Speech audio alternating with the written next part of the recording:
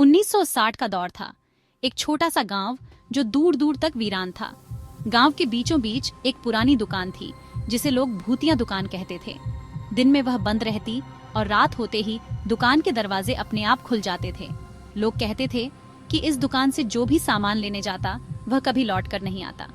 एक दिन रामू, जो गांव में नया आया था, इस कहानी को अफवाह समझते हुए हंस पड़ा। उसने कहा, मैं आज रात इस दुकान में जाऊंगा। रामू ने तय कर लिया कि वह रात के 12 बजे दुकान में जाएगा। रात गहरी हो गई। चारों ओर सन्नाटा और हल्की हवा बह रही थी। रामू दुकान के सामने खड़ा था।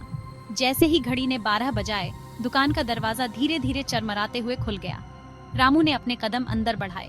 पुरानी चीजें, धूल से भरी अलमारियां और दीवारों पर अजीबोगरीब चित्र।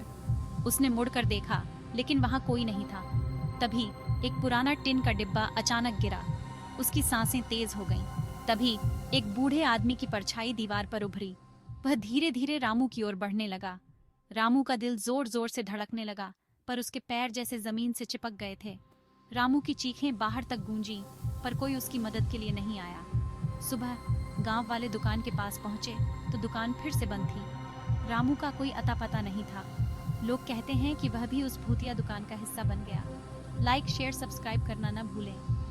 भूतिया दुकान 1960 की कहानी Hindi horror story mysterious village ghost stories भूत की कहानी haunted shop scary tales moral stories.